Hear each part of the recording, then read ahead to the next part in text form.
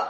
Aku ya umbah-umbah sik ana, nek kono urung bar, aku wis mbok tinggal. Ya mau wis ora rambanan apa durung? Ya lagi entuk separo, Mbok. Kok separo ku lak sithik mengko lak kurang lenduk wong manganmu akeh. Kowe bocah wedok perawan ora gelem Ono tanah. mbok cetakno nek manganku akeh lah, Mbok, Mbok. Ya mangan sak rumati aku dhewe wae kok. Kowe iki kok susah-susah iki lho. Apa? Kowe kok ingak-ingok krungu apa? Ayo ana wong njaluk tulung ya, Mbok. Lontong-lontong ngono? Apa? Tulung. Lupa. Jajal, ayo tiliki. Aku ndungu iki abane kok kono lho, Nduk. Jajal, tiliki. Wis sing anu, sing ndungu. Ana Mbok. Lah iki bangsane menungso kok. Nduk, awak gumon. Wong tiba yo milih kok, Nduk. Ngabrek, Mbok. Ayo kok kebeneran deh, lek tiba. Ayo nek ditolong, kowe dhewe anduk wong Carane piye, Mbok? Hah? Carane piye? Ayo ya ditangeke. Ah, di rumahne sik. Keliru. Kok mbok ngono kok bisa aku. Digotong kok nyuwat apa ora? Tak jajal, Mbok. Iya. Lho, Nduk, aku pegane, Nduk. Aku direk kene lho, Nduk, sikile Nduk nek ora iso. Kamu kowe. Ditambani, Mbok. Ah, tambane kok durung kok iso nambani. Iki wis akeh. Larane ora kepenak. Tularane ra kepenak, Mbok. Lho, Nduk, nek lara iki ora kepenak. Pengikat apa ranjang ki, Mbok? Iku lho, Mbok. Iki lho wetenge, Lho, Mbok. Nduk, kowe lho ana kono jipukno sembukan sing ngombe gak enak iku lho. Sembukan iku tanggo weteng, Mbok. Heeh. Tak penekke godhong petetan ae, Mbok. Aku kulino enek, Mbok. Ning aja dhuwur-dhuwur lho ya. Alah, gaweanku kok mbok tenono, Mbok ya. Iya. Lho. Nduk kan turunan, Nduk. Apa nyusep lho piye cah sampe lho. Mbok. Jebul ora ana godhong petetanane mbok banyu apa iki, Mbok? Banyu apa Nduk aja Nduk.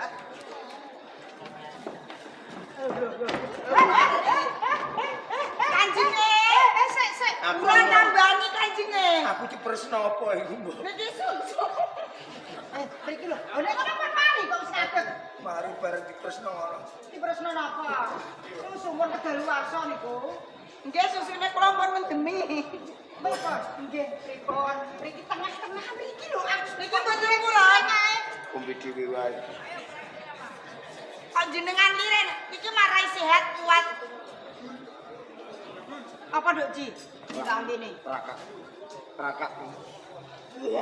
Apa lho, Mbok? Racun dunia. Mandon. Aja Nduk ah. Janjane sampean bisa. Kula mbok mangkali. Mah. Nggih, pripun? Dadi sik. Niki Anake sih, Mbok. Niki anak kula mboke.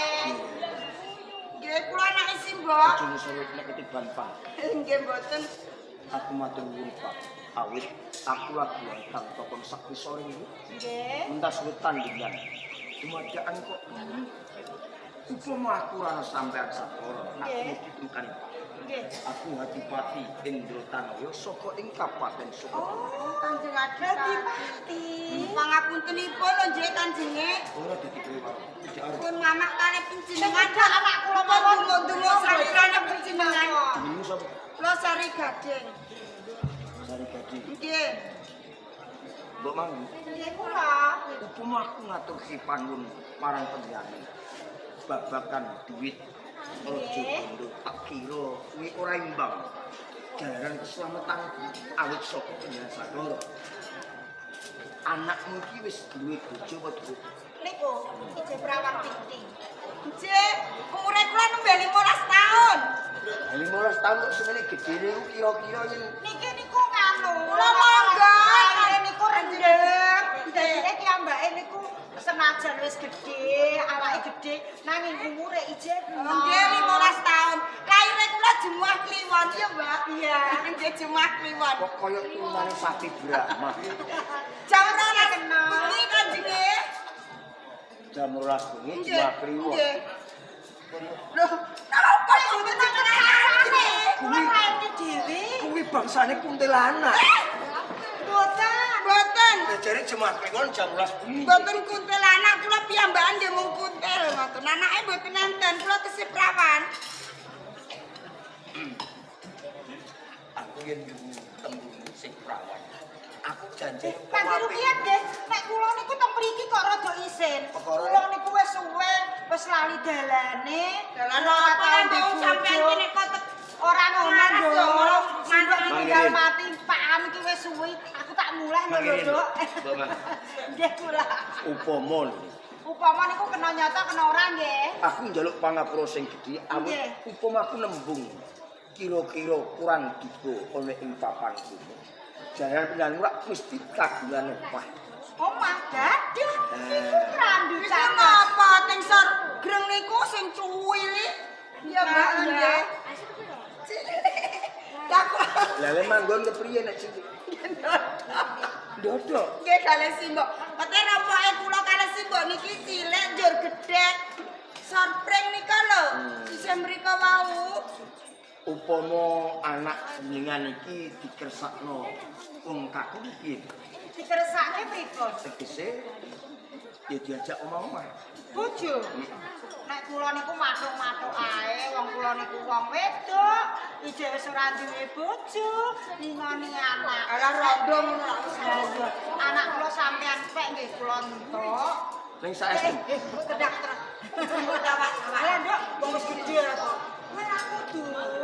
Dua apa, Mbak? Mbak cengkah tanahe. Ora Bojo ambek. Kudu ngerti. Kok tawak nunggu kemana duweni bojo. Eh? Takok sik ah. Boten Aku sing takok. Sampeyan duwe bojo napa dereng? Sastrane aku kagungan bojo. Nggih, terus? Nanging garwaku iki dino Nggih. aku ora weruh papan bengi jalanan aku wis pencat saka. Oh, ngaten jenengan luru ganti. Ora teges aku ganti, nanging aku ngudi keselamatan. Oh, ngaten. Nek ngoten nggih kula niku pun mung tak madhok. Kula manut sakniki sampean nembung kalih anak kula. Gelem apa ora? Nek kula niku gelem-gelem. Sari wong gede. duwe bojo mbok kok nek disusul Sari bojone gede. aku ra isih. Bojone iki ora roh papan dulunge, panggonane nek ndi ora roh. Iku arep ngepek bojo kowe ben slamet uripe nek desa ngono lho. Kula nggih selamat terus, Mbok. Iya, Nggih. Hmm. Gusti. Kuwi pengen selamat. Nggih. Wis kok gowo sak. Lah nggih ampun kula beto. Upama kowe tak undit bojo iki. Boten tembung kok upama iki saged ugi boten ya. Iya, nek Iya, upama aja iki ora ya. upama. Nanging nganggo sari gading arep tak undit bojo piye? Kula Hmm. jenengan Iya. undhut Bojo. bojo kula. Iya. Lah mbok nggih. Darak Alah, ngono. wong ngono Dik. Semaur suwe Wah, jarene wong wedok iki jinak-jinak merpati. Alah, ya. Tawak-tawake ae. Iya. Jek kula. Sepisan aku kok tulungi, aku matur nuwun. Nggih. Kaping pindho aku ora bisa males apa budi cekmu marang aku. Mula aku iso mung bales kono ngepek. Ngeten lho jarane ah. Kula tak lunga tak mulai. Alah wis gombong kok mulai bar godhog apa ora ndek kayu garen kok arep godhog. Aten lho njek kanjenge. Ning mangkenipun pinjam nika men keduwung kula niki mung anake rondo. Jur uripe ning Tengalas ning desa. Mboten gadhahi napa-napa bubuke kula niki nggih bakar trasek mboten mateng. Ya aja bakar terasi. Dadi nggih napa? Paribasanipun. Oh, ini. Nggih. Sepisan aku weruh kowe iki prasisat aku tresno. Dene kok sliramu iki cubriya yen aku ninggalke kowe ora bakal kejaba yen aku kepepet. Aku biasa ngomong lanang nek iki akeh kepepete. Nek wong siji iku kepepet terus yo. Kok nek kepepet lunga mbok balik lunga malah cilaka. Durung rampung anggun. Ngoten Pawan Dik. lembah. Nggih. Aku iso ninggal slam yen kepepet mbok menawa aku ora iso ngempet. Ngempet Ngempet apa? pipis. Tak tinggal. Oh, ngoten. Rumah Apane kula sing ditinggal? Sari jadi. Sari dadi tak nggon apane sampean-sampean tinggal. Janji lho nggih ampun midak raos sing batos kula. Kula niki bocah saka desa, mungkin jenengan sia-sia. Aku ora tau idak-idak rasa. Ayak jenengan niki lho saestu nggih. Aku matur rene kancine isih. Mbok Mangri, Aja ngono, Mbok. napa sampean Aku kangge tunduri bojo. mengko tak susul. Lah nggih sampeyan iku aku akan mulai ora entuk. Batinku metu pisan wae kok sedelo. Ngeten lho nggih. Darane kula niku arep mulih niku nggih godhog-godhog wedokan. Mangken jenengan sampeyan Godhog wedokan. godhog banyu nggih gawe wedang. Mungkin nek sampeyan rono wis ana wedange. Matur. Nggih, nggih. Lah, Kepen nggih. aja lali godhoke gembili. Gebili. Heeh. Yo, Nek guri omah ki lho, Mbok. Karo telo, Mbok. nggih, mboten elek mriki nggih. Ati-ati rasane nggih, kakek dodo nggih. Ati rumah-rumah. Nggih, nggih, nggih. Hati ya, Mbok ya. Anjene Sulikat. ning saestu lho nggih kula niki kok.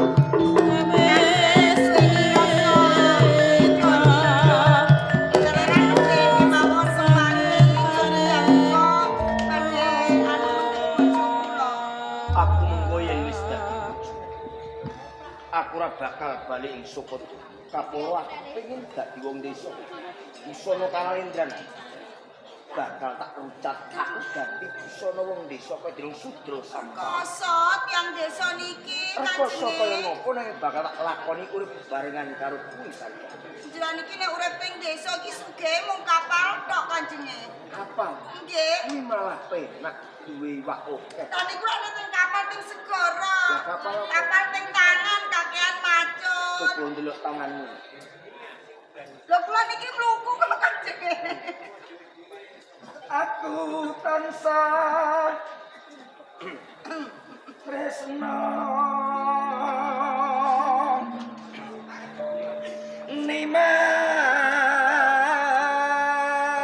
nimas Aduh kanjenge. Pun kanjeng aku iki raos pun ki. Yen sonyaken kalih kangkung. Rasane cek-cek yo niki kula cek lho kanjenge. marang sari jajeng jowo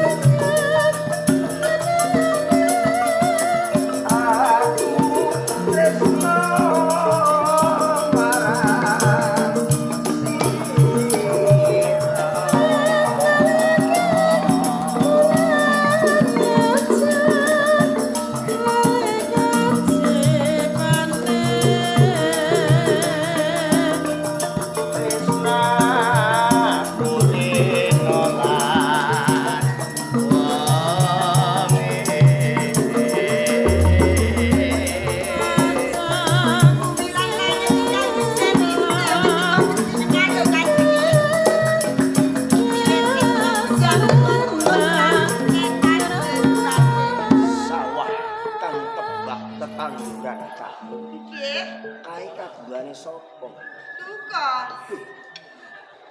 orang nggonmu kok jare duwe ora apa-apa mengko tak garape aja kowe guyon iki tenan Sarayu Lamra ati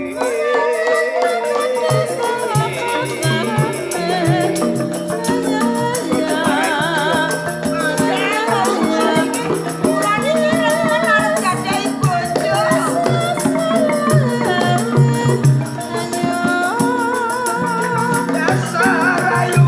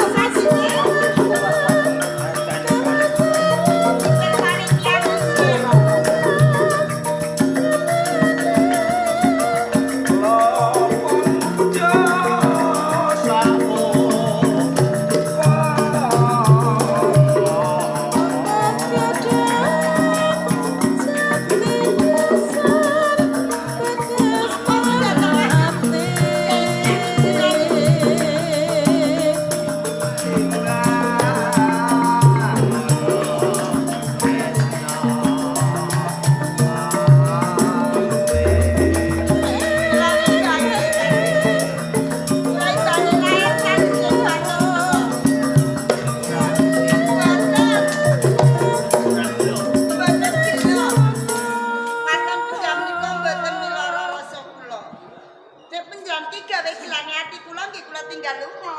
Lunga nang ndi? Lunga teng pasar. Oh. Kuwi yen dadi bojoku ki urip kok enak. Kok saged? Kuwi lunga-lunga karo aku wong loro. Yang gadhah bojo niki penak nggih apa-apa wong loro. Mangan. Mangan wong loro. Bubuk wong loro. Atus ki piyambakan apa tiyang kalih? Sing kok wong loro sapa? Lah niku wau. Yen adus dhewe-dhewe. Lah nggih dhewe-dhewe kene atus bareng kok mboten sida atus. Aku